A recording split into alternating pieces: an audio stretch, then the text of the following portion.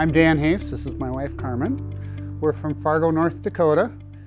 We've been with Padgett since 2006, almost 16 years now. So we started in July of 2006. I'm an industrial engineer by training, so I'm an accidental accountant now. And I was looking for an opportunity to own a business and do something in a consultative fashion, and came across Padgett actually 2 years before we bought in. And it took us 2 years to make the decision. Left my job as Chief Operating Officer for a trucking company at the time, and decided to dive in with both feet. I was doing desktop publishing. I did a lot of at-home stuff to stay home with the kids and everything. And then once we decided to buy this, I went into the medical to work at a hospital to help, get a little insurance, because we knew that was going to be tight at first. Only lasted about a year, and I joined in with him. Well, ours is somewhat of a unique story, because not being an accountant to begin with and not having that background, I needed a lot of help. And there's no way I could have done it without the franchise. It was very challenging the first few years especially. Started with 0 clients. And when you're walking around with no clients and you're basically walking into businesses and saying, hey, can I do your accounting for you? It can be a real challenge. However, my first client, I walked in the door and he was sitting there and he was paging through the yellow pages. And he said, how can I help you? And I said, well, my name is Dan. I've started an accounting firm here in town and I'm doing work for small businesses and I'd sure like to work with you. And he says, you're not going to believe this. And he slapped the book up on the counter. He was looking for an accountant in the yellow pages. That was client number 1. So he was a cell phone repair business, and he got out of the business a few years later, but it was very satisfying to have him as a client, because he was always going to be number 1, right? He was always going to be that first client when you had none.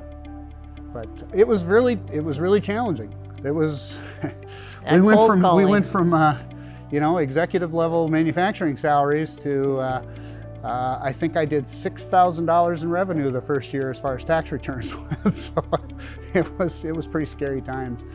Hence why she went to work, basically to make sure we had health insurance. Kids were still here, and yep. So.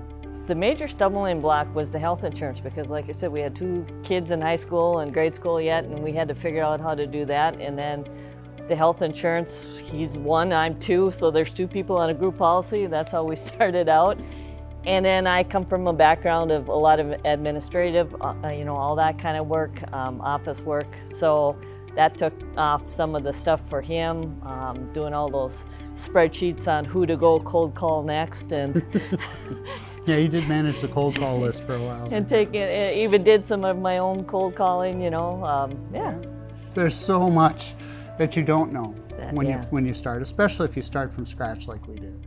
If we had bought into a firm, that might have answered a lot of those questions, but it was up to us to really invent everything, but not really, because we had the franchise to help us with that. And there's several lessons I've learned over the years that if I look back and I could talk to my earlier self, I would say, hire a good tax person right away. Yes. Don't be afraid to add employees, the business will come, those types of things. It's the kind of guidance that Padgett has offered us over the years that, there's occasions where I wish I'd have listened a little. Yeah. So once in a while, we'll get a little sideways glance from somebody who says, oh, you're part of a franchise. And I always, if I see that, I'll explain to them, this is not H&R Block. This is not Liberty Tax. We are not a retail tax operation. We are in business, and the franchise is in business to help small businesses grow and succeed. We've had so many clients who've really done well with their business. And so each one of those would be something I would consider a success. I mean, for us personally, I think it's been, the ability to add staff and provide a living to our employees and to have them feel some sense of security and belonging in our firm. That's also been very gratifying. In many ways, I don't believe we certainly would not have been able to do this business without the support of Padgett over the years. Nope. And we took too long to really engage with sort of Padgett on a more regular and consistent level. And I think we would have, those early years would have been maybe less lean if we'd have done more of that and embraced it a little more. We felt like we were a little isolated out in North Dakota, and you're a lot less isolated now, and that's been a huge development within the company, that we're all communicating so much more now. But that communication, that support, that knowing that you have those colleagues out there that are basically experiencing the same thing you're experiencing, and to have the backup of home office out there, and to know, gee, what happens if I do get sick? Well, there's people to help. That's been just tremendous in terms of our ability to grow the business. And the major accomplishment, we talk about the clients, but we're pretty proud we finally reached $1 million business. So that's a major accomplishment we would not have achieved without the help of Padgett. It took us a while to fall into the roles that we have today, and it was different at first, but working together can be challenging. It can be, probably the biggest challenge is not being able to turn off the business part of things. And we find ourselves out on date night talking about business, and that's a little discouraging sometimes. You're like, well, can we just walk away from this for just a few minutes? Yeah. Probably the sense of community is the most important aspect of it. And I always said that you learned more in the bar after tax seminars than you learned during the tax seminar. And that came from the conversations that you had with people. From my perspective, as I was learning to do taxes and learning all of this, it was invaluable to have those conversations, to understand what other people knew about what was important, what do you need to focus on, what are the key components of what you're doing, that building some context around that just made it make so much more sense.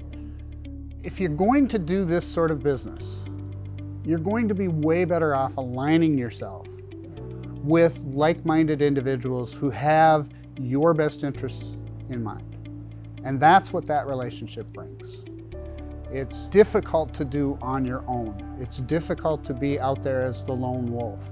And I know that a lot of people in our profession kind of have that lone wolf mentality. And I would point out to them that there's no real advantage to that. That doesn't help you.